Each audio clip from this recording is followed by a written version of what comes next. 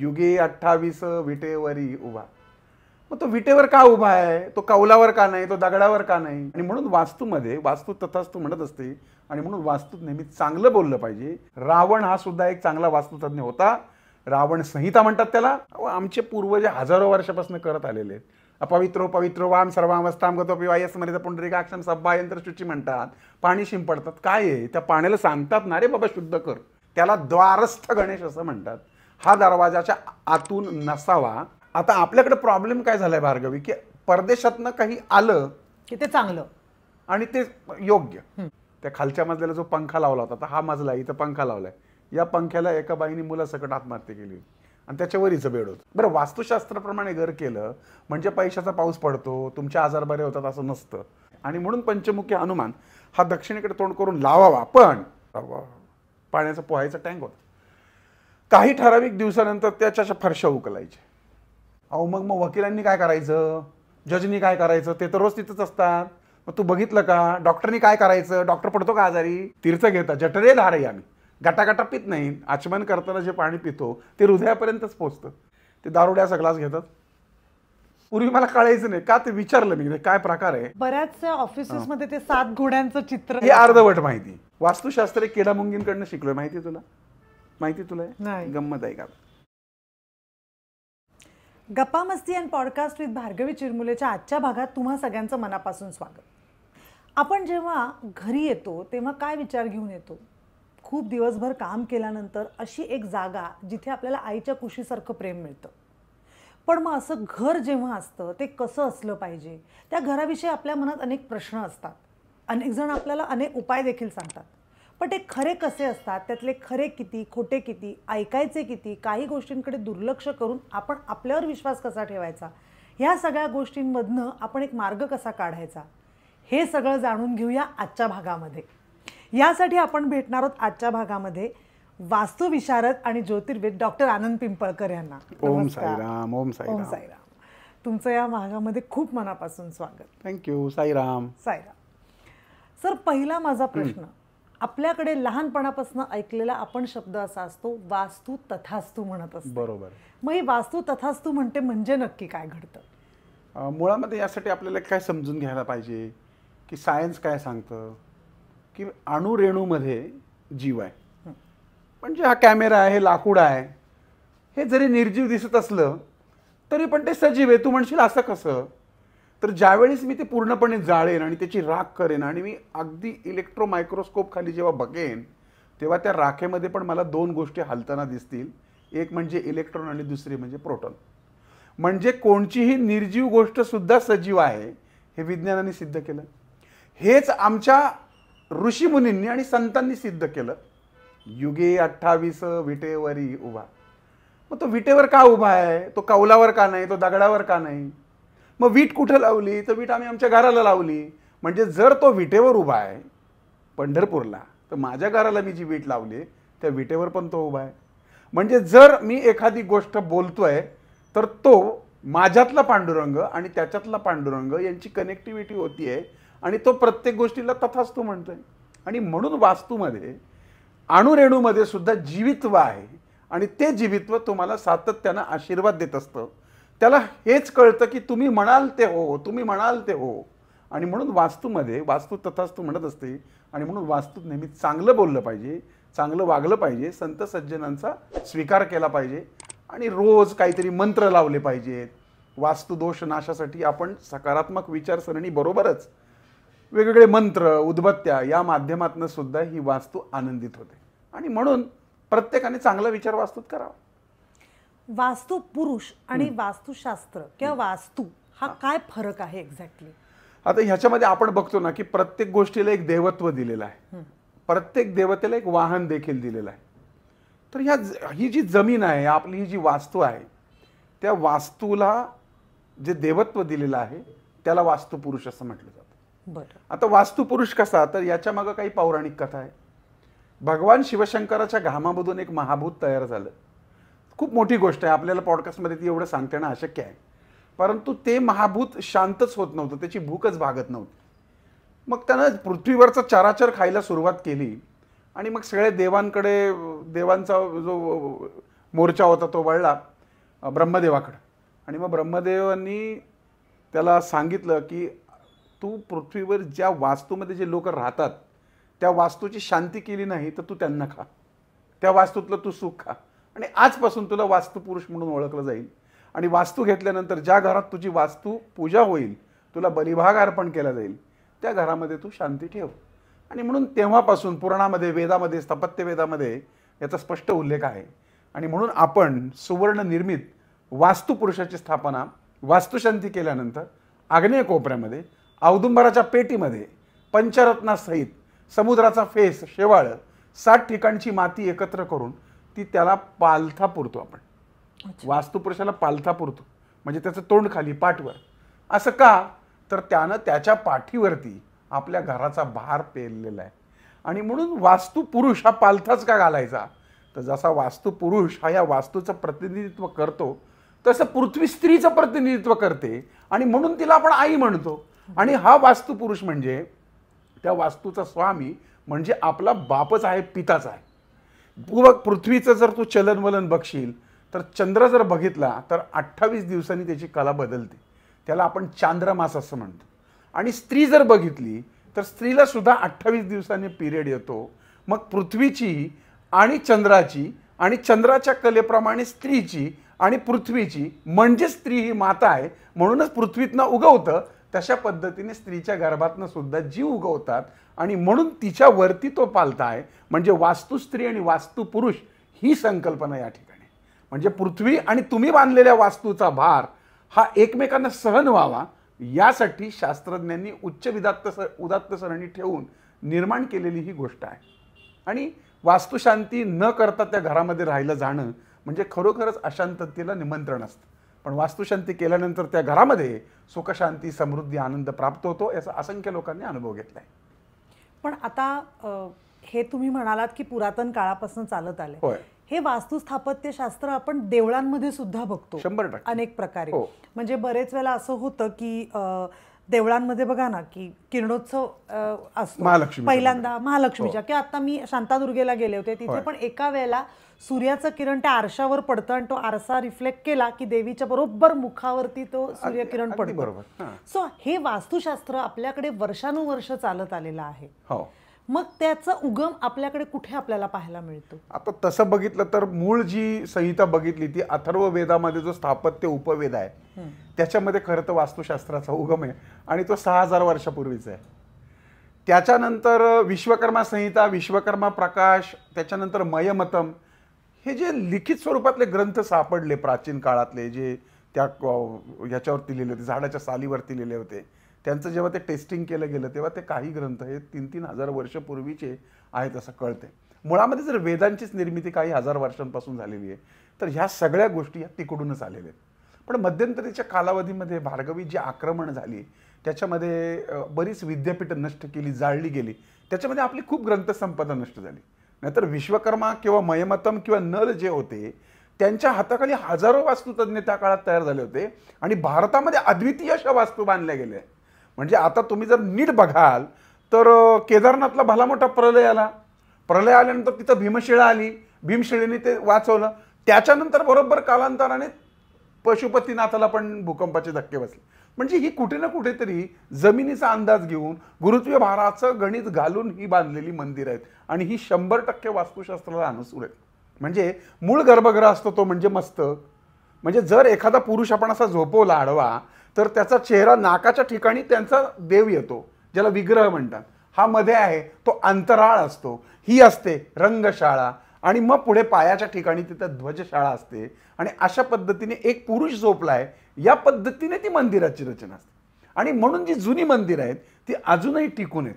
म्हणजे अगदी परकीय आक्रमकांनी इतकी तोडण्याचा प्रयत्न केला तरी सुद्धा ती तशी उद्ध्वस्त झाली नाहीत.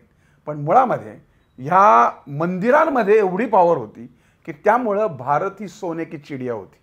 आणि म्हणून परकीय आक्रमकांनी सगळ्यात पहिलं काय काम केलं तर पहिली मंदिरं नष्ट केली आणि मंदिरं नष्ट गेल्यानंतरच भारतातली सोन्याची चिडिया मेलेली आहे. म्हणजे त्या मंदिरांना वास्तुशास्त्राप्रमाणे गावांच्या असलेल्या रचना ह्या भारताला संपन्न करणाऱ्या होत्या. रावण हा सुद्धा एक चांगला वास्तुतज्ञ होता. रावण संहिता म्हणतात त्याला. आणि रावण हा चांगला वास्तुतज्ञ होता म्हणून त्याची सोन्याची लंका होती. पण अहंकार, पण नीतिमत्ता, ह्या सगळ्या गोष्टी म्हणजे इथं पण तेच सांगितलं जातं की नुसतंच वास्तू करून चालणार नाहीये, तर त्याच्याबरोबर तुमची नीतिमत्ता पण साफ असणं गरजेचं आहे. कारण कर्मविपाक सिद्धांत वास्तुशास्त्रात लागू पडतो. तुम्ही एखाद्याच्या मानामुंड्या पिरगाळून जर वास्तू उभी केली आहे, तुम्ही अनेकांची घरदार बर्बाद केली आणि तुम्ही तुमचं घर वास्तूप्रमाणे केलं, कसं बरं त्याच्यात सुख मिळेल? कर्मविपाक सिद्धांतानुसार जे पेराल ते 1000 पट उगवतं. त्यामुळे तुमचं घर चंद्रमौळी का असे ना, या पंचमहाभूतांना अनुकूल जर बनवलं आणि नीतिमत्ता जर साफ असेल, तर त्या वास्तूमध्ये प्रगती झाल्याशिवाय राहत नाही. आता अनेक वेळेला असं सांगितलं जातं की पुन्हा आपण प्राचीन काळापासून आताच्या काळाला येऊया. पूर्वीच्या काळी घरं घेताना कुठलाच विचार केला जात नव्हता. एक मधला काळ असा आला होता, मधला काळ मी म्हणते मधल्या काळामध्ये असा आला होता. आणि त्याच्यानंतर आपल्याकडे एक फॉरेनहून फेंगशुई नावाचा प्रकार आपल्या भारतात आला. आणि त्याच्यानंतर पुन्हा लोक वास्तुशास्त्राकडे वळली, कारण आपल्याकडे पण असं एक शास्त्र आहे असं काही लोकांनी सांगायला सुरुवात केली. बरोबर आहे. म्हणजे फेंगशुई मधल्या पण काही गोष्टी लोकांच्या घरात यायला लागल्या. मग मी जे पाहिलंय ते लाफिंग बुद्धा असेल, तो एक बेडूक असतो तो असेल, ह्या सगळ्या गोष्टी यायला लागल्यानंतर आपल्या लोकांनी असा विचार केला की नाही, आपल्याकडे पण असं एक शास्त्र आहे. आणि मग त्यानुसार गोष्टी यायला लागल्या. पण ह्या मधल्या काळामध्ये काही चुकीच्या पद्धतीने घरं बांधली गेली. हा मधला काळ जो होता तो, ती कदाचित वास्तूच्या दृष्टीने वाईट असतील, पण तरी सुद्धा ती तुमच्या ग्रोथच्या दृष्टीने पण वाईट होती. तुम्हाला तुमच्या प्रगती करायची किंवा काय करायचंय. मग असं नक्की एक्झॅक्टली घर कसं असावं हे वास्तुशास्त्राचं म्हणणं आहे.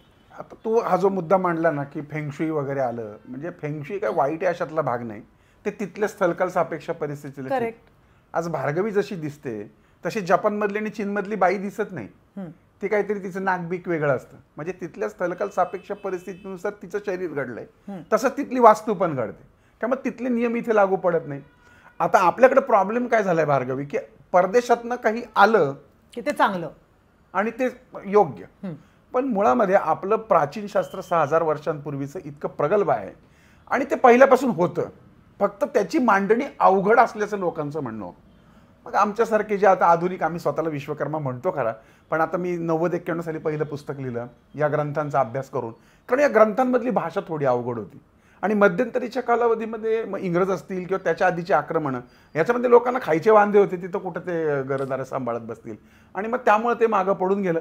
आणि मध्यंतरीच्या काळात म्हणजे स्वातंत्र्यपूर्व काळात तर सगळा गोंधळच होता.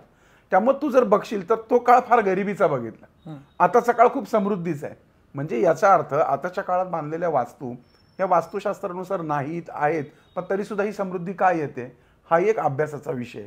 आता तुझा जो प्रश्न होता, प्रश्न मला वाटतं काय होता तुझा, की फेंगशुई आणि सगळं पूर्वीच्या काळी तशी घरं नव्हती. बरोबर आहे, बरोबर आहे, बरोबर आहे. आणि त्यामुळे काही वेळेला लोकांची अधोगती झाली असेल. बरोबर. आताच्या काळात लोक वास्तूप्रमाणे घर बांधतात. हे बघ, मला हे कळण्यासाठी तुला मला पहिला प्रश्न विचारायला लागेल. वास्तुशास्त्र हे अवघड अजिबात नाहीये आणि मी नेहमी प्रत्येक कार्यक्रमात सांगतो की प्रत्येक दिशेतच वास्तुशास्त्र लिहिलेलं आहे. तू सुद्धा एक चांगली वास्तुतज्ञ बनू शकते. आपण म्हणतो ना, पूर्व म्हणजे करीन ती पूर्व दिशा. आता साधी गोष्ट आहे की पूर्वेला सूर्य आहे, त्याच्यामध्ये डी जीवनसत्व आहे, त्याच्यामध्ये ऊर्जा आहे, तो सगळ्या जगाला जिवंत ठेवतो. पूर्वेनंतर येते ती पश्चिम, म्हणजे शांत होणारी, मावळणारी, म्हणून तिला श्चिम म्हटलंय. दक्षिण म्हणजे क्षीण होणारी, क्षीणत्व देणारी, दमणारी, आजारी पडणारी. आणि दक्षिणेला काना लावलं की दक्षिणा होते, म्हणजे पैसाही देणारी. आणि मला आता माझ्या प्रश्नाचं दे उत्तर. म्हणजे उत्तर म्हणजे उत्तरोत्तर प्रगती होणारी. पूर्वेला जर सूर्य आहे तर उत्तरेला ध्रुवतारा आहे.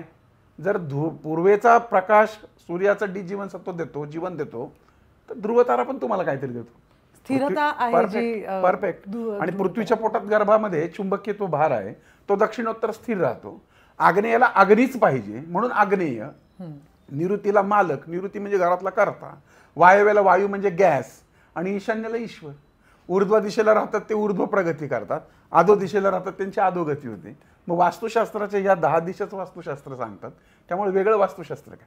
मग जर तुला कळते की ईशान्य दिशेला ईश्वर पाहिजे, मग आपण संडास बाथरूम का बांधायचं तिथं. आग्नेयाला जर किचन किंवा अग्नी पाहिजे, तर मग तिथे आपण संडास बाथरूम का बांधायचं. ह्या गोष्टी, या दिशा आणि त्या दिशांना असलेली नावं म्हणजेच वास्तुशास्त्र.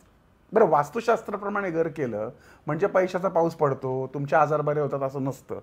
पंचमहाभूतांना तुमच्या वास्तूत व्यवस्थित स्थान देणं, त्याचा तुमच्या शरीरावर परिणाम होणं म्हणजे वास्तुशास्त्र.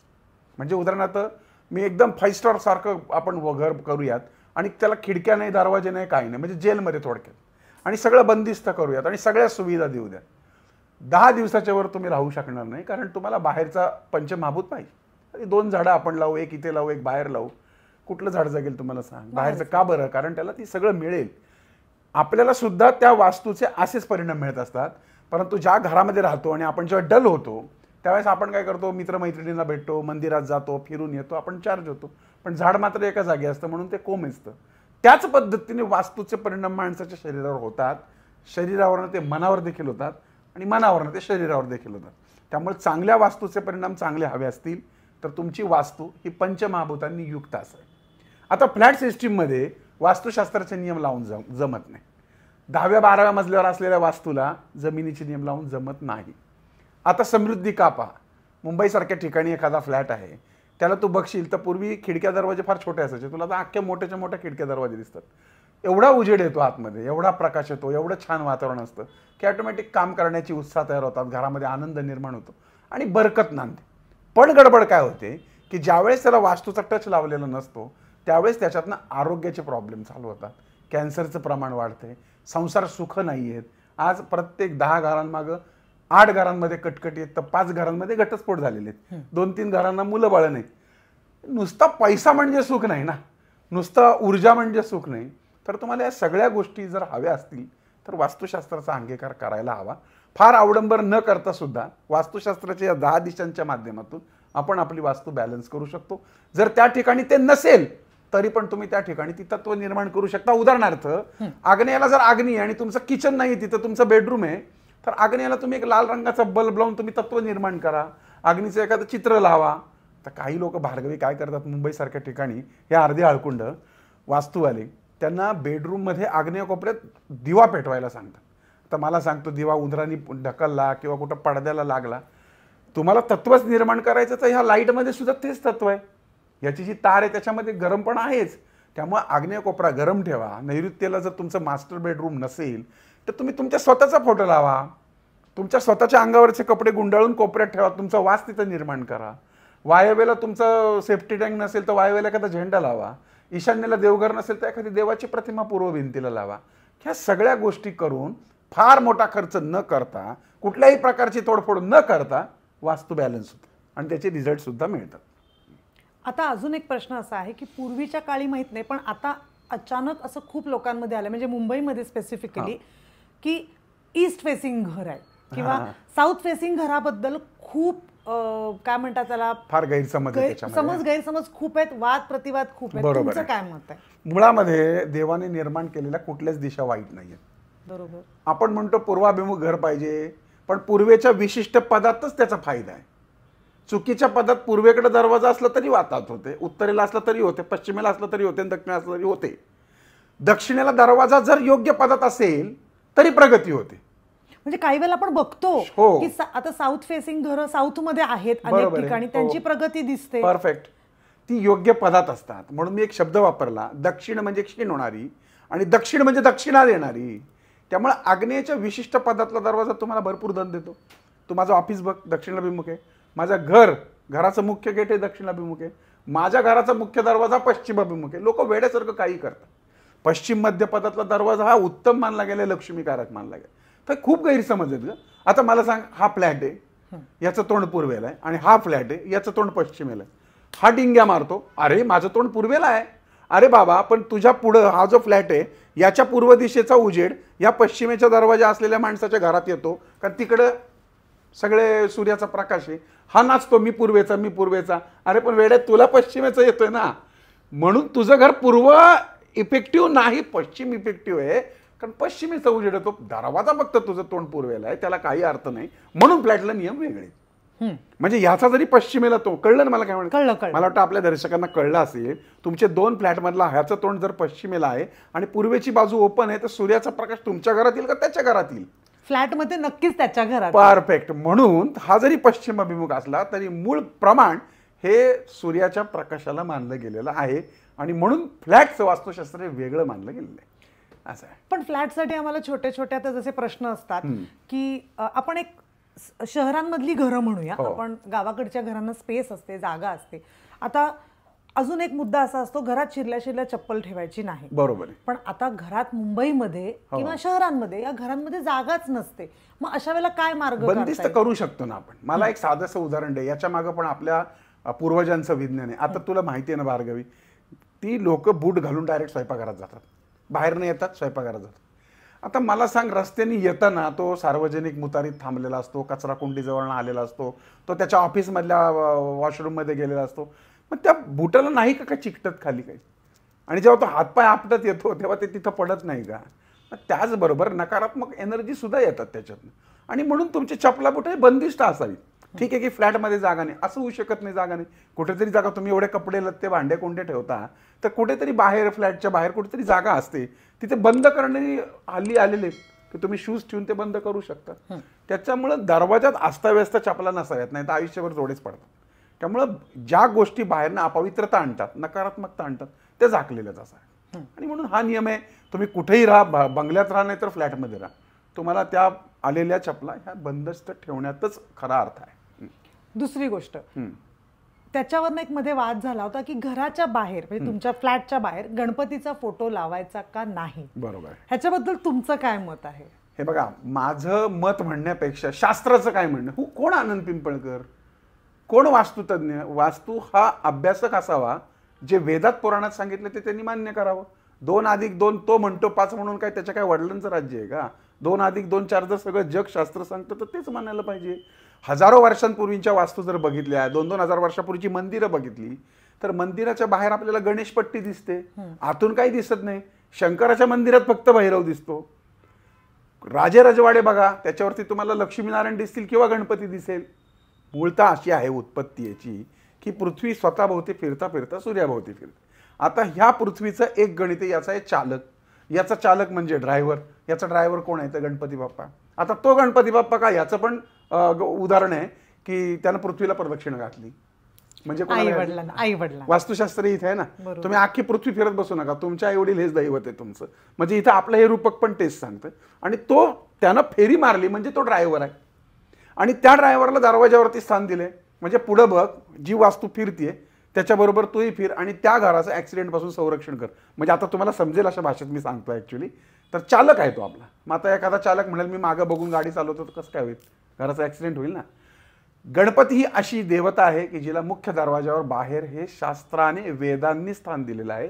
त्याला द्वारस्थ गणेश असं म्हणतात. हा दरवाजाच्या आतून नसावा, हा दरवाजाच्या बाहेरूनच असावा. या वास्तुतज्ञांनी डोकं असं लावलं की देवतांच्या मागं दारिद्र्य राहतं आणि जर आपण बाहेर लावला तर आपल्याला त्याची पाठ होईल. अरे बाबांनो, तो नियम मंदिरासाठी आहे. म्हणजे मी हे घरात राहतोय, हे घर आहे, इथे मी राहतोय, इथं मंदिर आहे आणि इथे मूर्ती बसवलेली आहे, तर त्या मूर्तीची पाठ मला झाली. संस्कृत शास्त्रानुसार मूळ विग्रह 1 फुटापेक्षा जर मोठा असेल त्याच्या पाठीमागं किंवा तिथं वर कळस असेल त्याच्या पाठीमागं राहिलं तर दारिद्र्य येतं. या गणेशपट्टीचा आणि त्या नियमाचा काडीचाही संबंध नाही.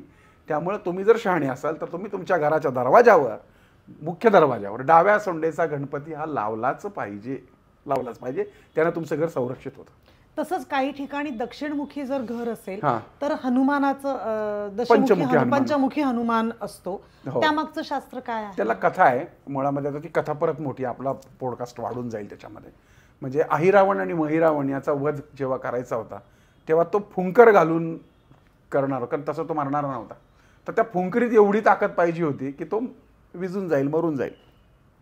हनुमानाने एका तोंडाने भरपूर फुंकऱ्या, तो वायुपुत्र होता, पण त्याला ते शक्य झालं नाही. मग तेवढी काय 5 ताकदींना हयग्रीव असेल किंवा ते बघितलं घोड्याचं तोंड आहे आणि अशा 5 तोंडांनिशी त्यांनी ती फुंकर घालून तो अहिरावण महिरावण संपवला. म्हणजे दक्षिण दिशेची नकारात्मक ऊर्जा नष्ट करण्याचं सामर्थ्य या 5 प्रकारच्या पंचतत्वात आहे. त्याला रूप दिलं हनुमानच. पण मूळ आहेत ते ऊर्जा आहेत, पंचमहाभूतांची स्वरूप आहेत आणि त्या ऊर्जांचं तोंड त्या तिकडे केलं की तिकडनं येणाऱ्या ऊर्जा या नकारात्मक होतात, असा तो समज आहे. आणि म्हणून पंचमुखी हनुमान हा दक्षिणेकडे तोंड करून लावावा, पण तो मांडी घालून बसलेला, हात जोडलेला, आशीर्वाद देणारा असा नसावा. त्याच्या एका हातात धनुष्य, एका हातामध्ये गदा आणि त्याची शेपूट अशी गोल फिरलेली असावी. त्याचे चेहरे जे आहेत 5 ते त्या पद्धतीनेच असावे. इकडचा चेहरा इकडं, इकडचं इकडं चालणार नाही. असं शास्त्रशुद्ध हनुमान तुम्हाला बघायचा असेल तर माझं आनंदी वास्तू पुस्तक आहे, त्याच्यामध्ये हा हनुमान दिलेला आहे. तुम्ही तो काढून लावू शकता तुमच्या घरामध्ये. शास्त्रशुद्ध हनुमान पाहिजे, उगाच उठला हनुमान लावला चालत नाही. यानंतर मला अजून एक प्रश्न आहे की आता खूप घरांमध्ये वास्तू पूजा झालेली नसते, आपण वास्तू शांत होत नाही, कारण काही वेळा ते घर अनेक लोकांकडनं आपण विकत घेतो. अगदी पहिले मी ओनर असेनच असं नाही, मी 3rd ओनर असते, 4th ओनर असते, 5th ओनर असते, तर तो वास्तुपुरुष बरेच वेळा पुरलेला असतो त्या घरामध्ये. मग समज मी वास्तुपूजा केली नसेल तर त्याला काही वेगळा मार्ग आहे आपल्या शास्त्रामध्ये का नाही? बघ, हा एक मुद्दा आहे. समजा तुझं घर मी घेतलं आणि तू वास्तुशांती केली, तो वास्तुपुरुष तुझ्या नावाने तिथे निक्षेपित केलेला आहे.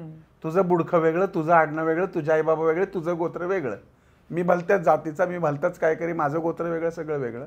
तर तो तुझ्या गोत्राने तुझं संरक्षण करणारा तुझा वास्तुपुरुष आहे, तुझा स्वामी आहे, तुझ्या वास्तूचा स्वामी. तो मला कसं काय मदत करेल? मग नाही, पुन्हा मी वास्तू जेव्हा घेतो तेव्हा मी पुन्हा वास्तुशांती करायची. हवा तर तो जुना वास्तू तुम्ही काढू शकता, किंवा दुसऱ्या रूममधल्या आग्नेय कोपऱ्यात स्थापन करू शकता, किंवा आहे त्याच्यात तेज गागरीमध्ये काढलं जातं, नवीन वास्तूचं तेज परत त्यात भरलं जातं आणि तुमच्या नावाने त्याला सिद्ध केला जातो. ही आहे प्रोसेस. परंतु जो वास्तू विकत घेईल त्यांनी वास्तुशांती त्याच्या आईवडिलांच्या वाडवडिलांच्या नावाने करून वास्तुपुरुषाला आग्नेय कोपऱ्यात स्थापित करायलाच पाहिजे. अच्छा, म्हणजे वास्तुशांत पूजेला पर्याय नाही? नाही, पर्याय नाही. म्हणजे कारण आपण जसं म्हणतो ना की छोटे छोटे मार्ग असू शकतात. नाही, मार्ग बघा, आता असं आहे ना की मूळ मुद्दा तोच आहे की वास्तुपुरुषाला सांगितलं की त्यातलं समाधान तू खा, त्यातला वास्तुपुरुष का. आपण बघतो ना की बऱ्याचदा वास्तू नवीन जातात लोक आणि त्या करत्या पुरुषाचा ऍक्सिडेंट होतो, घरामध्ये कोणतरी मरतं, त्यात पैसा लागत नाही, किंवा घरामध्ये पैसा राहत नाही, किंवा स्थैर्य राहत नाही. वास्तुपुरुष माणूसच खातो असं नाही, तो तुमचा पैसाही खातो, तुमचं समाधानही खातो, तुमचं संसार सुखही खातो. मग ते खाऊ नये म्हणून तर त्याला स्थापन करायचं.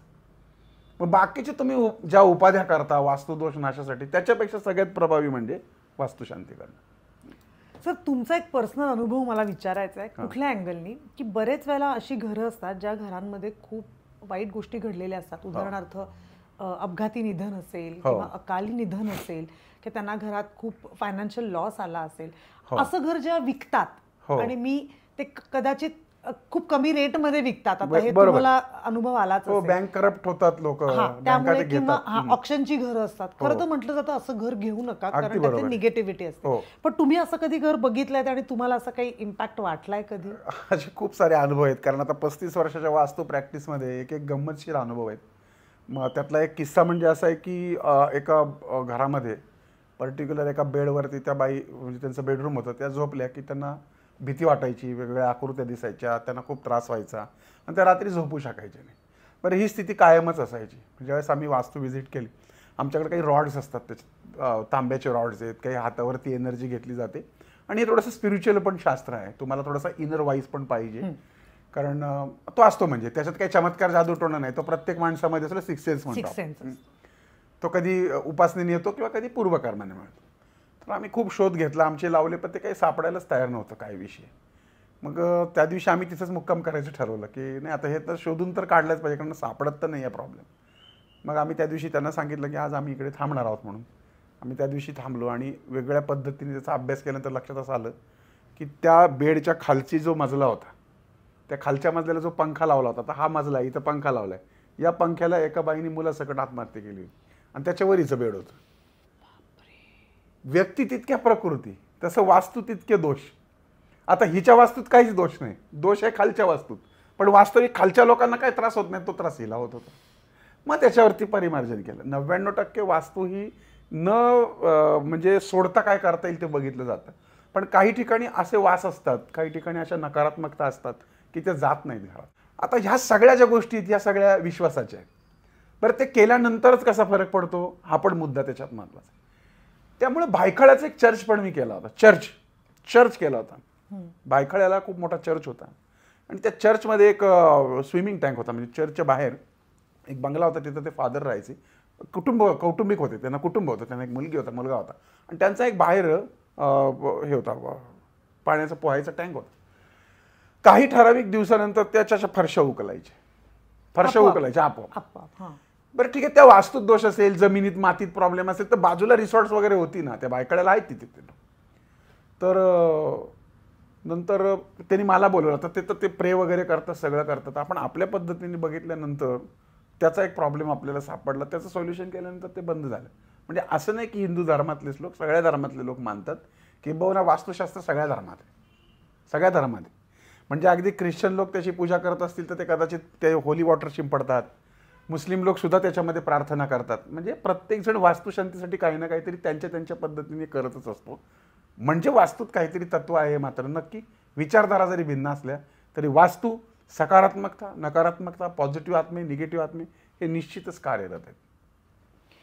घर आनंदी ठेवण्यासाठी किंवा घरातनं नकारात्मक ऊर्जा जाण्यासाठी आपण एक व्यक्ती म्हणून काय करू शकतो? आनंदी राहणे. प्रत्येक गोष्ट ईश्वराने आपल्या कर्मानुसार आपल्याला दिलेली आहे हे जर समजून घेतलं आणि जर कटकट केली नाही तर घर आनंदी राहतं. म्हणजे तुला उदाहरण सांगतो की एक जोडपं होतं की यांच्या घरात खूप भांडणं चालायची आणि समोरच्याच्या घरामध्ये अजिबातच भांडणं नाही, खूपच गोडी बोलावी.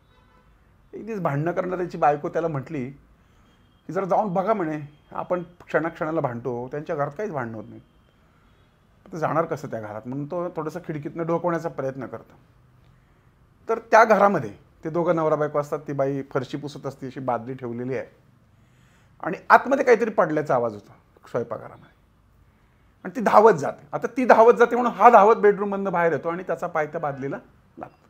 त्या सरशी ती बादली पालथी होती. त्यानंतर ती बाई जेव्हा आवाज येतो बादलीचा, ती परत बाहेर येते. तेव्हा तो तिची माफी मागतो की माझं चुकलं, माफ कर, माझी असं काही नव्हतं, पण ती पालथी झाली बादली, त्यामुळे तुला त्रास झाला. तर ती बाई त्याची माफी मागते की खरंच माझंच चुकलं, मी अशी नव्हती ठेवायला पाहिजे, किती घाई असली तरी मी ती बाजूला करायला पाहिजे. मग तो घरी येऊन बायकोला सांगतो की इगोमुळे भांडणं होतं. लोक चूक मान्य करायला तयार नाहीत. प्रत्येकाला वाटतं माझं बरोबर, तूच कसा नालायक. तर ज्यानं जर अशा पद्धतीने चुका मान्य केल्या आणि जर एकमेकांची माफी मागितली तर त्या घरामध्ये सुख नांदायला वेळ म्हणजे अशा आहेत गमती जमती. खरंच किती छान छोटी गोष्ट आहे ही आणि याला काही शास्त्राची गरज नाही, हा तुमच्या स्वभावाचा भाग आहे. खरंच आहे. तुला एक गंमतशीर किस्सा सांगतो. मला वाटतं पॉडकास्ट लांबेल आपला, पण सांगतो. सांगा सर. म्हणजे गंमतशीर आहे. आता ही 10-12 वर्षापूर्वीची गोष्ट. माझ्याकडे कायम म्हणजे ज्योतिष बघतो आणि ती सून होती, ती यायची म्हणायची सासू फार छळते, मला फार बडबड करते, फार त्रास होतो, फार भांडणं होतात, जीव द्यायची इच्छा होती. मग ते काम कर म्हटलं, तू मला खडीसाखर आणून दे, छोटे छोटे एवढे एवढे तुकडे असलेले. तिने घेऊन आली. मग आता हा प्लॅसिबो पण इफेक्ट असतो ना मानसिकतेला. मी त्या हातात घेतली, प्रभू रामचंद्राचं नाव घेतलं आणि तिला म्हटलं, आता सासूनी बडबड चालू केली की इकडे ठेवायची, इकडे ठेवायचं आणि असा रस ओढायचा. जोपर्यंत ते बारीक होत नाही तोपर्यंत तोंडच उघडायचं नाही, फक्त श्रीराम जयराम जय जयराम म्हणे. महिन्यानंतर परत दुसरा डबा घेऊन आली, म्हटली मंत्रून द्या. भांडणंच थांबली ना, हिचंच तोंड बंद झालं ना. ही जर बोलतच नसेल म्हणजे तिच्या बोलण्याला हिच्या बोलण्याने शब्द वाढले ना. आता इथं रामाचं नाव घ्या काय, तुमच्या तोंडात साखर आणि डोकं शांत असेल तर कशाला भांडणं होतील. सासू सुनांच्या कटकटी, नवरा बायकोंचे घटस्फोट, हे सगळे इगोमुळे होतं. कोर्ट कशामुळे चालली आहे? कोर्टात कुठला प्रश्न सुटलेला पाहिलाय का? कोर्टात म्हणजे कोणीतरी असं म्हटलं होतं की कोर्टामध्ये एकतर गुड लक मिळतं नाही तर बॅड लक मिळतं. माहीत नाही, कोर्ट ही आहेतच, न्याय देवताच आहेत, त्याबद्दल वाद नाही. परंतु ही जर घरातच मिटली भांडणं तर कोर्टात जाऊन एवढा वेळ घालवायची काय गरज आहे? आणि भांडणं का होतं त्याच्या खोलाशी शिरलं तर इगो, अहंकार, याच्या पलीकडं काही नाही. तर सुखी राहायचं असेल, आनंदी राहायचं असेल तर इगो सोडला पाहिजे. प्रत्येक गोष्टीत चूक मान्य करायला शिकलं पाहिजे. आणि सुखी संसाराचं रहस्य आहे, चांगल्या पुरुषांनी आपल्या बायकोची चूक असली तरी माफच कर असंच म्हणायला पाहिजे. म्हणजे ते घर आनंदी राहतं.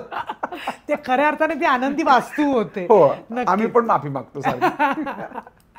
पुढचा प्रश्न माझा असा आहे की बरेच वेळा असं म्हटलं जातं की घरामध्ये क्लटर ठेवू नये. खूप काय म्हणतात त्याला, जुनं सामान किंवा जड वस्तू, गंज लागलेल्या वस्तू, याच्या मागचं शास्त्र काय आहे? पसारा. जेवढा तुम्ही पसारा ठेवणार तेवढी नकारात्मकता वाढते. म्हणजे तू बघ, जिथं तो आता साठलेलं पाणी असेल तर डास होतात, काय भरपूर सामान असेल तर त्याच्या ढेकणं होतात, झुरळे होतात. आणि एकदा ही ढेकणं झुरळ लागली, वाळवी लागते. म्हणून तुम्ही अशा वस्तू ठेवू नका ज्या लागत नाही. पूर्वी जेव्हा मी लहान होतो ना तेव्हा म्हणजे आमची वाढ वडिलांना, कारण तेवढी परिस्थिती गरिबी असायची, खेळत दिसलं तरी ठेवून द्यायची ती. तर मी तुला सांगतो, माझे वडील गेल्यानंतर मी एवढं भंगार सामान काढलं, ते नाही नाही लागेल, नाही नाही लागेल, नाही नाही लागेल. ही जुनी पिढी अशी आहे आणि उभ्या आयुष्यात ते कधी लागलं नाही. आलं का लक्षात? आणि आता तर अशी परिस्थिती की फर्निचर पण लोक नवीन घेतात, वर्ष 2 वर्षांनी फेकतात, नवीन घेतात. आता ते पहिल्यासारखं मजबूत एकदाच असं काही विषय राहिला नाही. काळ बदललाय, पण तरी सुद्धा काही लोकांची आसक्ती असते, मी हे पण ठेवतो, मी ते पण ठेवतो. तुम्ही तुमची घरं ढुंडाळा, तुमच्या लक्षात येईल की तुमच्या माळ्यावर काय काय ठेवलेलं आहे. तुमच्या लग्नात 20 वर्षापूर्वी आलेला एक भांड्याचा सेट तुम्ही ठेवलेला असतो, तो तसाच असतो. एक तर वापरा, नाही तर फेकून द्या. तर अशा पद्धतीने ही आडगळ तुमच्या जीवनात आडगळ निर्माण करते आणि गजगज होते. जेवढं घर मोठं, स्वच्छ, सुंदर, सुशोभित, सुगंधित, तेवढं. म्हणून तर उदबत्त्या तयार केल्या आहेत, म्हणून तर स्प्रे आहेत. तुम्ही ते मारा, घरामध्ये आनंद निर्माण होतो. तुमच्या मेंदूला काही हिट बसतात परफेक्ट आणि तुम्ही कार्यान्वित होता. तुम्ही खूप फ्रेश राहता. तुम्ही दिवसभर काम करा, तुम्ही त्या घरामध्ये जा, तुम्हाला आनंद वाटतो. खूप साऱ्या गोष्टी, उदबत्ती आहे, काही मंत्र आहेत, काही स्प्रे आहेत, या गोष्टीच्या माध्यमातून आपण वास्तू बॅलन्स करू शकतो. त्यानंतर अनेक वेळेला असं म्हटलं जातं की स्मशानभूमीच्या जवळ घरं घेऊ नये. साधी गोष्ट आहे बाळा त्याच्यामध्ये. आता मला सांग की आमच्याकडे पुण्यामध्ये ती वैकुंठ स्मशानभूमी, आजूबाजूला घर आहेत. आता गंमत अशी की ती वाऱ्याच्या दिशेने जेव्हा ती होतं, जाळलं जातं, त्या घरामध्ये काजळी येते भिंतीच्याकडे. आता एखाद्याला जाळल्यानंतर आपण आंघोळ का करतो? कारण तो कुठल्या आजाराने मेला आपल्याला माहित नाही. त्याचा आजार त्याच्या त्या ज्वलनाबरोबर तुमच्यापर्यंत येऊ शकतो, म्हणून आपण आंघोळ करून मगच घरात येतो. त्याच्यामुळे शास्त्र आहे, ते काय भूतभीत येऊन तो तुमच्या मागे येत नाहीये. तो गेला. मग जर त्या ठिकाणी जर असंख्य प्रेत जळत आहेत आणि त्या प्रेतांची काजळी जर तुमच्या घरात येत असेल, तुम्ही जेवायला बसल्यावरती जळल्याचा वास येत असेल, तुम्ही घरात बसल्यानंतर जोरजोरात रडल्याचा विलाप केल्याचा आवाज येत असेल, कसं काय आनंद वाटेल? तुम्ही जेवण करताय, तुमच्या घरात आनंदाचा क्षण चाललाय, तिकडे एखाद्या बाईचा नवरा मेला ती जोरजोरात दाय मोकळून रडतीये आणि ते तुमच्या कानावर येते. म्हणून स्मशानाजवळ घर नसावं. बरं, पुरणारं तिथं अजिबात नसावं, कारण पोराला खाली किडे होतात, खालनं सगळं ते पसरतं. सगळं जाळणं एक वेळ परवडतं, पण पूर्ण म्हणजे आणखीनच त्रास आहे. पण सगळ्यात महत्त्वाचं म्हणजे स्मशानाच्या शेजारी का घ्यायचं? एवढी जमीन पडली आहे ना आपली. म्हणून तर पूर्वी स्मशानं गावाच्या बाहेर असायची.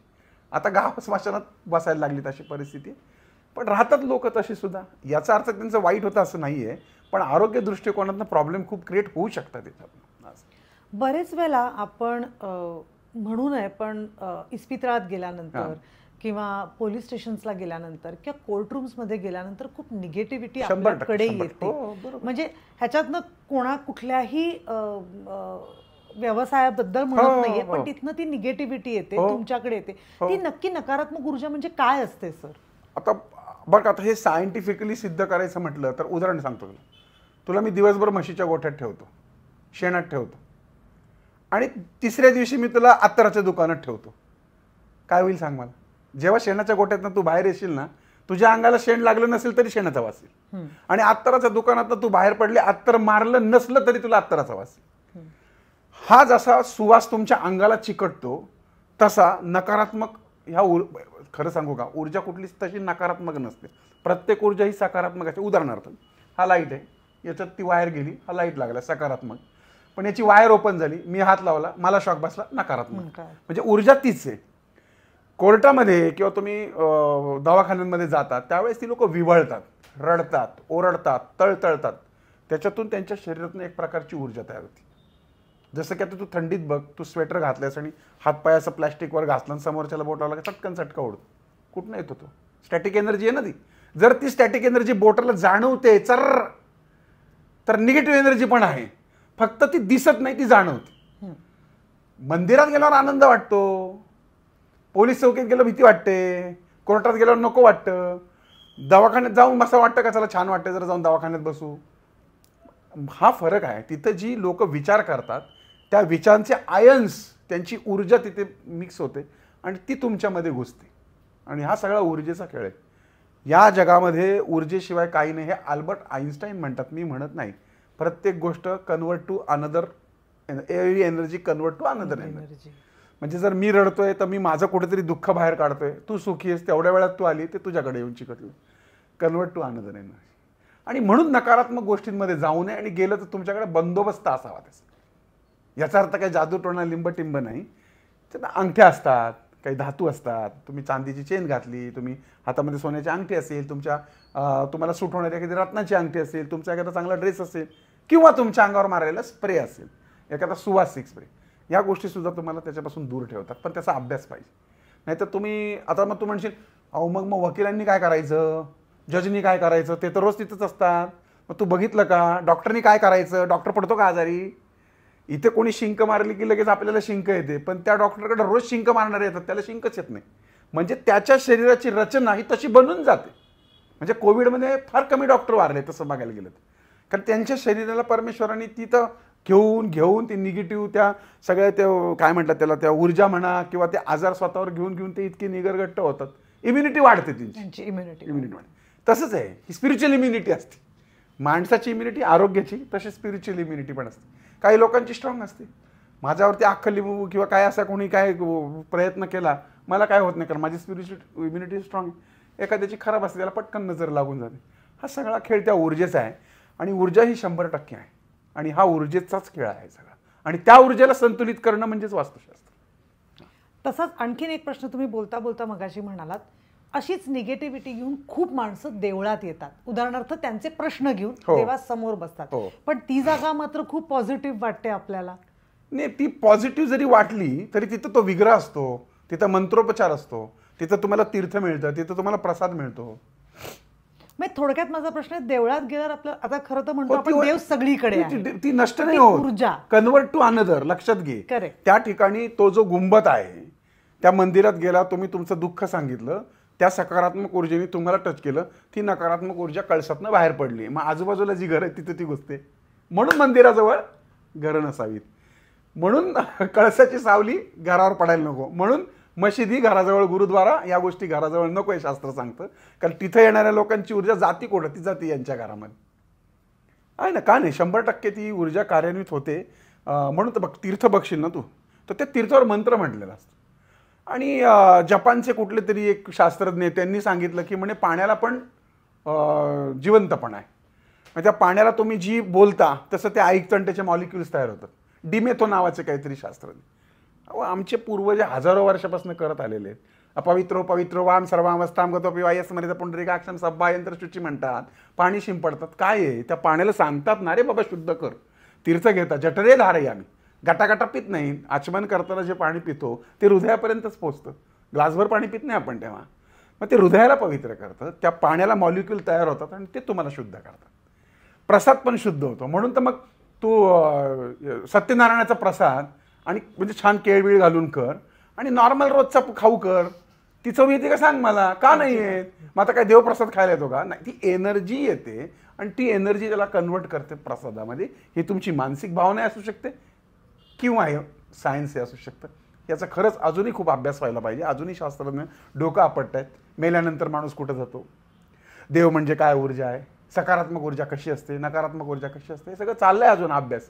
माणूस किती प्रगल्भ झाला तरी माझे जे शास्त्रकार होते, माझे जे ऋषीमुनी होते, त्यांचंच बरोबर आहे, त्यांचंच बरोबर आहे. किती छान वाटलं हे ऐकून. कारण सत्यनारायणाचा प्रसाद ही खूप खरंच एक वेगळी गोष्ट आहे की तुम्ही रोज शिरा करा, त्याच प्रमाणात करा, पण त्याच प्रमाणात तो पूजेच्या दिवशी जसा छान लागतो किंवा पंचामृत आपण जे तीर्थ घेतो ते त्या दिवशी छान वाटतं. खरंच आहे. तू आणि बघ ना, तू श्राद्धाचं जेवण कर किंवा 10व्याचा एखादा माणूस मेलेला आहे त्याचं जेवण कर, सगळं असतं ना, 10 भाज्या, खीर बीर, पण तुला ती चव लागत नाही. तुला ते कडू घास म्हणतात त्याला, तुला त्यानं कडूच लागतं. का बरं? खाऊन बघा म्हणजे कळेल. असं आहे. मग तुम्ही प्रसाद बघा, कुठेही तुम्हाला पत्रावळीवरती जरी धुळीत दिला तरी तो प्रसाद गोडच लागणार तुम्हाला. जसं भंडारा असतो किंवा स्वामींच्या मठात जा किंवा शेगावला तुम्ही जेवा, पाणी असतं लाल तिखटाचं पाणी, पण ते तुम्ही वरपणार म्हणजे वरपणार, इतकं सुंदर असतं. या वासाच्या भोवती जमा होतात ना, वासाच्या भोवती गोष्टी जमा होतात. म्हणजे आता माझ्या उतार्या पात्र्यांवर विश्वास नाही, पण तू बघितलं असेल की पूर्वी उतारे टाकून दिले जायचे. बदाई भात असेल, हे असतील शीत तर जमतील भूत, ही पूर्वीची म्हण होती. म्हणजे वासाभोवती काही गोष्टी जमा होतात. आता तुला आम्ही मोठी गंमत सांगतो. ते मला पण म्हणतात बरं का लोक, म्हणजे नेहमी म्हणतात की ते दारूच्या दुकानाला कुठं वास्तुशास्त्र असतं, ते चालतं की बिंदास, असं म्हणतात मला. पण त्याला पण शास्त्र आहे. त्याला शास्त्र जे ते सैतानाचं शास्त्र आहे. म्हणजे एखाद्या स्त्रीबरोबर गमन करायचं असेल तर तिच्याशी विवाह करणं म्हणजे तो झाला उपचार आणि मग ती झाली अधिकृत. पण एखाद्या देवदासीकडे जायचं असेल तर तुम्हाला ते काही उपचार करावे लागत नाही.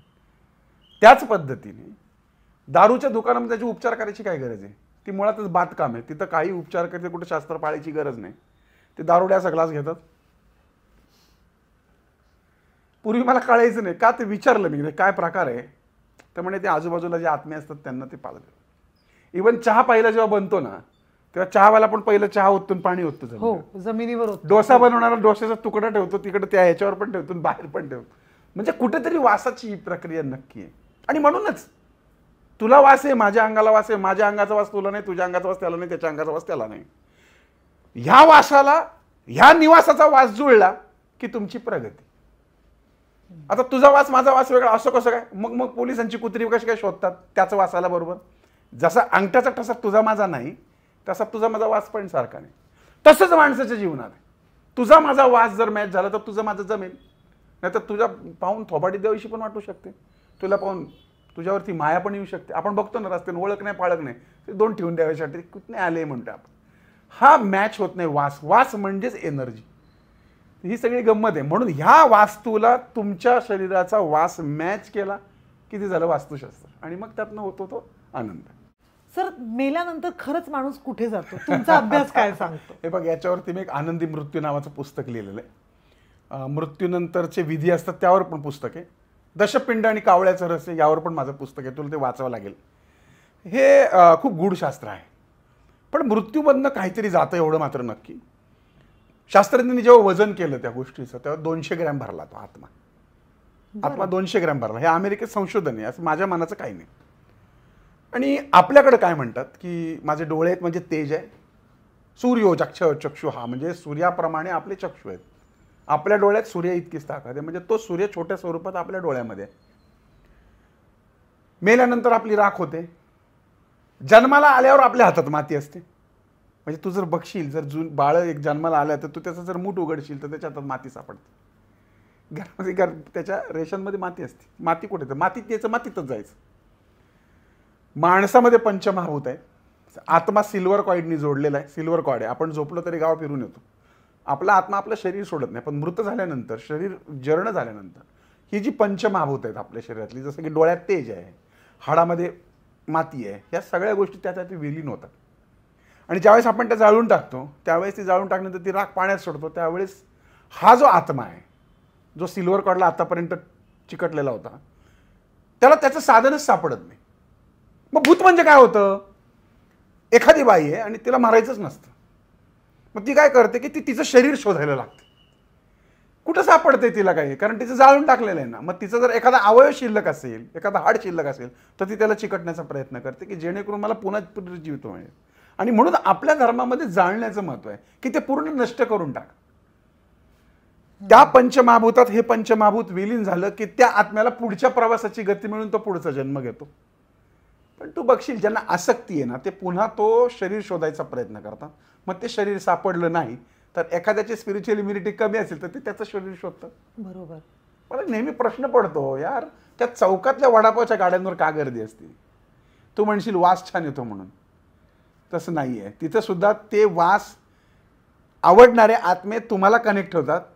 तुम्हाला इच्छा होते, तुम्ही जाता, तुम्ही एकच्या ऐवजी 2 वडापाव खाता, त्यातला एक तुम्ही खाल्लेला असतो, एकाचा वास त्यांनी घेतलेला असतो. एखादा दारू पितो, इतका पितो की नंतर त्याला ती चढत नाही. आपण म्हणतो की त्याच्या शरीराला ती सवय झाली. तसं नाही आहे ते. हा पितो पण ॲक्च्युअली पिणारा दुसराच असतो. आणि म्हणून दारू पिणारा माणूस वेड्यासारखा दारू पितो. असंख्य घरं बरबाद झालेली आहेत दारू पायी. तर हे सगळं जे गणित आहे ना, हे कुठे ना कुठेतरी आत्मा आणि मृत्यूशी कनेक्टेड आहे. आणि म्हणून जास्ती आसक्ती न ठेवता मृत्यूनंतर माणसाचं जीवन काय, खरं तर मेल्यानंतरच कळेल. पण जे पूर्वजांनी लिहिलंय ते जर प्रमाण मानलं तर निश्चितच एक कुठेतरी आणखीन एक थर्ड डायमेन्शन वर्ड ज्याला म्हणतो आपण, कुठेतरी आहे. आणि ही आत्म्यांची आदानप्रदान नक्की होते. आत्म्यावरती संस्कार असतात, आत्म्यावरती पूर्वजन्मीच्या गोष्टी येतात. आम्ही जेव्हा असंख्य पत्रिका बघतो तेव्हा लक्षात येतं की हे तसं नाही आहे. जर एखादं 7 वर्षाचं मूल वेद म्हणतंय, ज्यानं कधी वेदच पाहिले नाही, 5 वर्षाचं कुठल्या तरी खेडेगावातलं मूल फाडफाड इंग्लिश बोलतंय.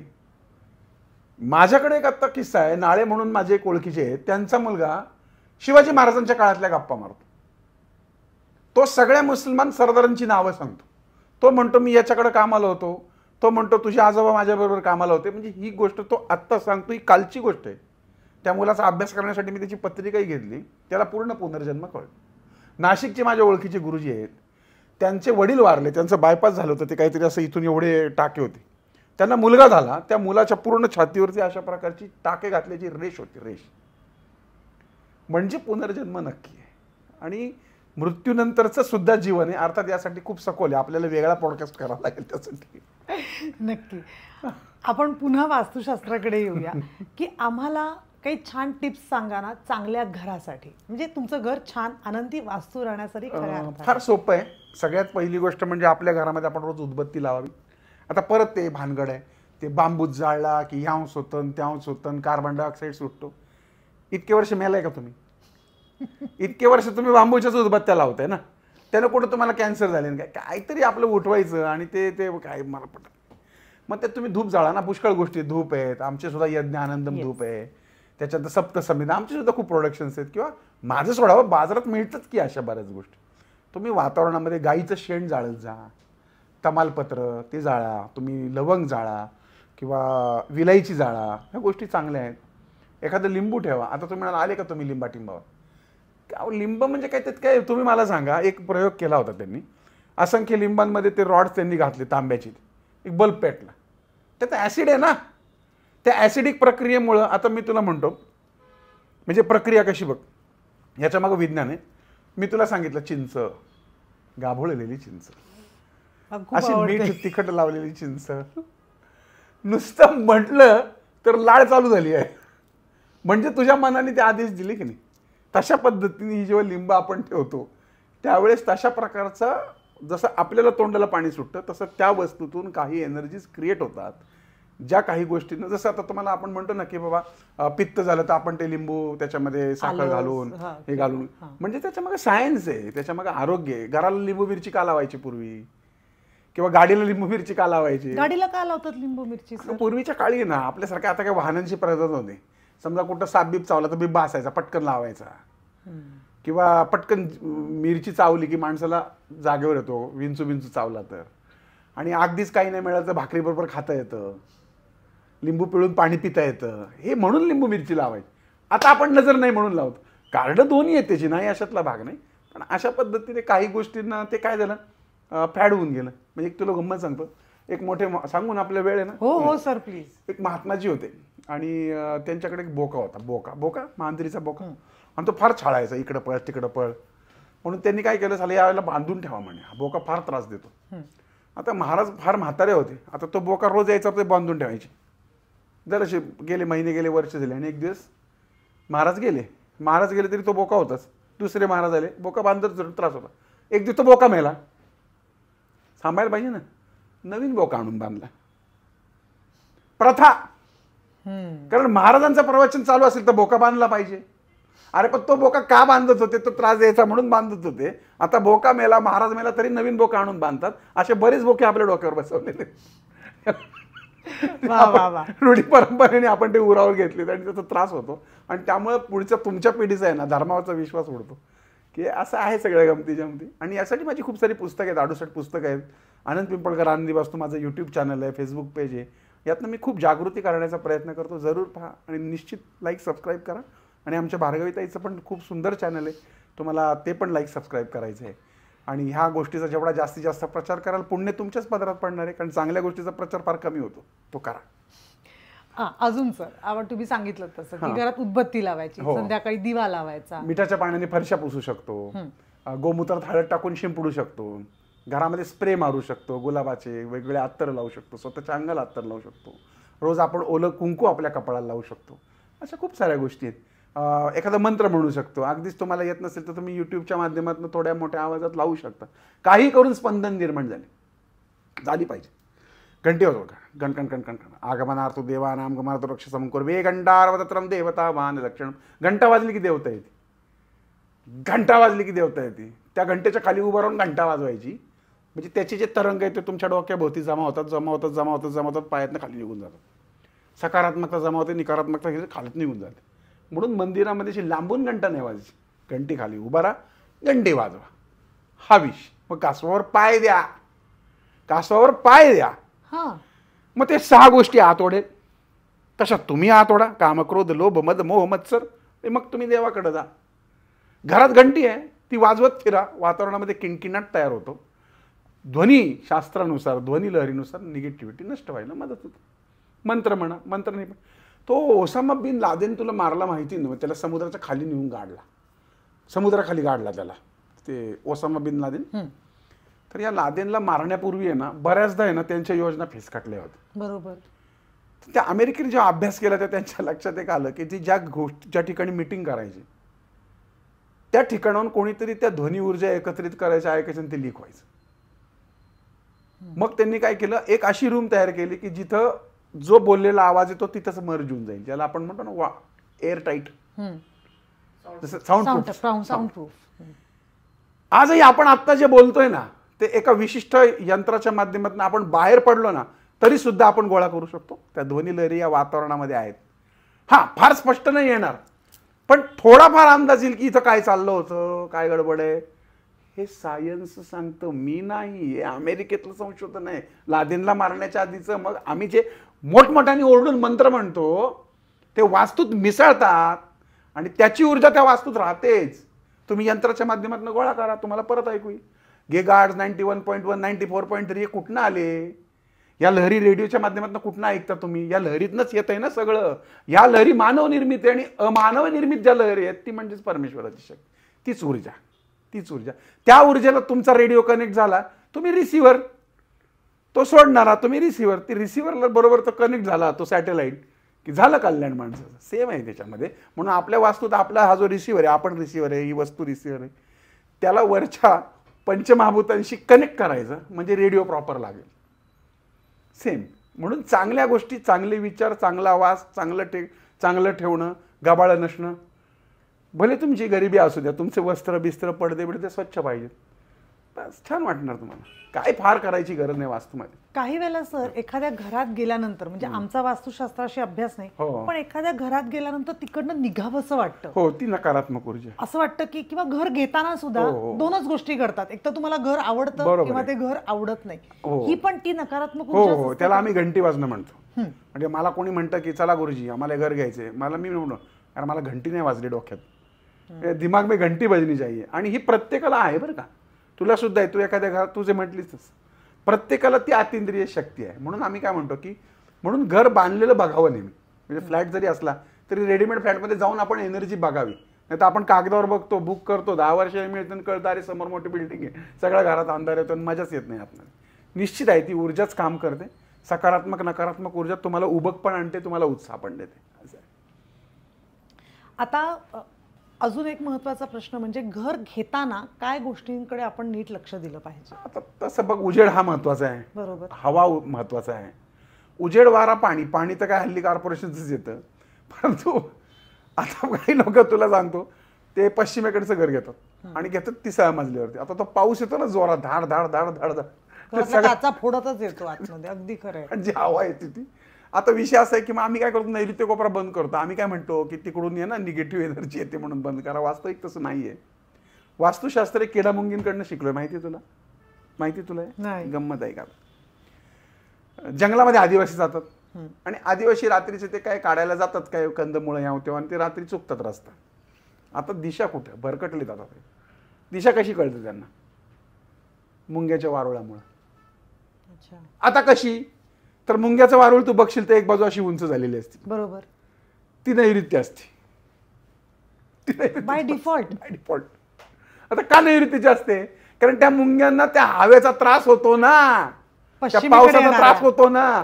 मग ती काय करते, तिकडून कडक लेअर तयार करते की तिकडून त्या बिळांमध्ये त्या मुंग्यांचं ते वारुळ नष्ट होऊ नये म्हणून ती बाजू जड आणि उंच करते. हे निसर्गाने त्यांना दिलेलं ज्ञान आहे. म्हणून आपण देखील आपली नैऋत्य बाजू जड करावी, कारण तिकडून येणारा मारा जर ते लहान जीवांना सहन होत नाही तर आपल्याला पण होत नाही. जेव्हा ते हे बांधते वारुळ तेव्हा ती बरोबर ईशान्य बाजूलाच पाणी काढते, हे पाणी शोधते आणि पाण्याच्या ठिकाणीच वारुळ बांधते. खूप गंमतशीर आहे. म्हणजे ह्याच्यामध्ये वारुळाचा जर अभ्यास केला ना तर वारुळ ही अख्खी जमात आहे, अख्खी जमात. वारुळ आणि मधमाशा या दोन्हीकडनं माणसाने वास्तुशास्त्र शिकलेलं आहे. निसर्गाकडनंच निसर्ग बॅलन्स. फार मजेशीर आहे. आणि मग जसं आपण म्हटलं ती नकारात्मक ऊर्जा त्या घरामध्ये असते, तर घर घेताना अजून कुठल्या गोष्टींचा विचार? वारा, पाणी, ऊन. तर तो मुद्दा मांडला ना की घरात गेल्यानंतर आनंद वाटला पाहिजे, किंवा आजूबाजूला बघा काय मसण वाटे का, तिथनं जळल्यावरती त्याचा धूर येतोय का, रडल्यावर आवाज येतोय का, काही तुमच्या घराला लागून काही कुठलं हॉस्पिटल आहे का? होतं ना हॉस्पिटलमध्ये एखाद्याला टीबी झाली तर खा खोकतोय, तर त्याच्या हवेत तुमच्या घरात येऊ शकतात विषाणू. तर त्या गोष्टी बघून घ्याव्यात. आणि वास्तविक हे तुमच्या मनाला पण आवाज येत असतो. आणि अगदीच नाही तर मी आहेच की, आमची लोक आहेत, असिस्टंट आहेत, ते येऊन बघतीलच की. आपल्याकडे एक्झॅक्टली घरासाठी काय काय प्रोडक्ट्स आहेत आपल्या आनंदी वास्तू? आता तसं माझे प्रोडक्ट नाही, ते शास्त्रांनी सांगितलेले आहे. जसं की म्हणजे आपण रुद्राक्ष, आपलं एक माध्यम, हा असं आपण आपण ते एक माध्यम, म्हणजे त्या अशा अभ्यास करून त्या बनवल्या. उदाहरणार्थ रुद्राक्षाचं तोरण, घराच्या मुख्य दरवाजाला रुद्राक्षाचं तोरण लावावं, कारण वास्तुपुरुष हा शिवाचा पुत्र आहे बरोबर. आणि त्याच्यावर कंट्रोल शिव ठेवतो. मग शिवाचं तत्व म्हणजे पंचमुखी रुद्राक्ष. पंचमुखी रुद्राक्ष 5 महाभूतांचं तत्व, त्याच्यामध्ये एक नजरबट्टू जो तुमच्या वास्तूला नजर लागू देतो. स्वस्तिक पिरामिड दरवाजाच्या आतून लावायचं असेल, घराच्या मुख्य दरवाजावर गणेश पट्टी असेल, गणेशद्वार असेल, कीर्तिमुख आहे, नजर लागू नये म्हणून शिवाक्ष आहे, प्रगतीसाठी घोड्यासारखी प्रगती व्हावी म्हणून सगळ्या धर्मात मानला जाणारा घोडा आहे. आपले किती देव घोड्यावर आहे? खंडोबा घोड्यावर आहे, ज्योतिबा घोड्यावर आहे. म्हणजे घोडा हा प्रगतीचं कारक मानला गेला. आपले सगळे राजे राजवाडे घोडेच वापरत होते. बऱ्याच ऑफिसेसमध्ये ते 7 घोड्यांचं चित्र हे अर्धवट माहिती. 7 घोडे हे सूर्याचं प्रतीक मानलं गेलं, पण ज्याची सिंहरास आहे ना त्याच्यासाठीच ते योग्य आहे. अच्छा, हा त्याच्यासाठीच योग्य. पण ते नैऋत्येला लावा वगैरे असं काही? असंच आहे हे सगळं बरं का. हे सगळं जिथं तिथं वाचून कोणी काही सांगतं. मकर राशीच्या माणसाला कधीच घोडेचे चित्र लावून चालत नाही. बरोबर. तर स्वामी तो शनीच्या अंमलाखाली येतो, त्याला ते घोडे धार्जिन नाही. धनुराशीच्या माणसाला घोडे चालतात, सिंह राशीला चालतात, मेषेला चालतात, काही राशींना अजिबात चालत नाही. सब घोडे 12% नसतात. यासाठी आपल्या म्हणी किती छान आहेत. आज सर आम्ही वेगवेगळ्या म्हणी सुद्धा शिकलोय की वेगवेगळ्या म्हणींचे अर्थ काय आहेत आपल्या रोजच्या वापरामध्ये, की सूरज का 7वा घोडा असं बरोबर पण म्हण आहे. आणि म्हणून आहे ना, तुमची वास्तुपातून तुमची पत्रिका पण बघितली जाते ना. म्हणजे आपलं उठलं सुटलं काही चालत नाही, त्याला त्या पद्धतीने तुमची पत्रिका, तुमचे ग्रह आणि तुमची गृह याचा ताळमेळ घातला जातो. असं आहे. खूप वस्तू आहेत, 300-350 प्रकारच्या वस्तू आहेत. सगळं सांगणं अवघड आहे. माझा आनंद पिंपळकर आनंदी वास्तू YouTube चॅनल, त्याच्यावर तुम्हाला बघायला मिळेल. नक्की बघायला मिळेल. थँक्यू सो मच सर, तुम्ही इथे आलात आणि आमच्या एवढ्या प्रश्नांची उत्तरं दिली. आमच्याकडनं आमची एक मैत्रीण आहे दर्जा फॅशन्स, हा तिने तुमच्यासाठी खास एक टी-शर्ट तयार केलाय. प्लीज तुम्ही तो उघडून पाहावा. नक्की घालून पण दाखवेन. उघडून पाहावा, नंतर घालून पण दाखवेन. पण उघडून बघा, आम्हाला आवडेल. काय नाव आहे याचं? दर्जा फॅशन. उघडून देते. ती तुमची फॅन आहे आणि तिने तुमच्यासाठी एक टोपी पण का? खणाची टोपी दिलेली आहे. म्हणजे अवघडच आहे टी-शर्ट वर टोपी म्हणजे. नाही, आज नका घालू. अच्छा, नाही घालूयात ना. हे बघा, दिसतोय दर्जा फॅशन. हे तुमच्यासाठी. प्लीज तुम्ही उघडून बघा आणि वाचा काय लिहिलंय. वा, मी भविष्यात इतिहास घडवणार. तिने तुमच्यासाठी तो शब्द तयार केला. टिपली मला खूप वाटतंय की आनंद सरांनी हे घातली. तिला सांगा तुमच्या एवढ्या प्रेमाचा स्वीकार मी निश्चित केलेला आहे आणि मी हा टी-शर्ट घालून तुम्हाला फोटो नक्की पाठवेन. Thank you so much sir. Thank you. टोपीचं पण महत्व माहिती आहे तुला? सांगा. ज्यांचा रवी वीक असतो ना, इन जनरली प्रत्येकाचा रवी तसा वीकच असतो माणसाचा, आणि म्हणून टोपीचा वापर पूर्वी पार केला जायचा. टोपी घातल्यानं तुमचे आज्ञाचक्र संरक्षित राहतात. आता तुम्ही हेल्मेट वापरता म्हणून टोपी फार महत्वाची, टॉवेल महत्वाचा आहे. अशा पद्धतीने आपल्या प्रत्येक पूर्वी पंचा दिला जायचा, टॉवेल टोपी दिली जायची. टोपी. धन्यवाद. बघूयात मी माझ्या भविष्य सांगण्याच्या कलेमध्ये, आणि मी आता 68 पुस्तकं लिहिली आहेत आणि 100च्या वर पुस्तकं लिहायची आहेत. तुम्ही इतिहास घडवणार आहात असं आहे. तिने आधीच सांगितलं, म्हणून ही वास्तू तथास्तू म्हणते. तथास्तू. साईराम.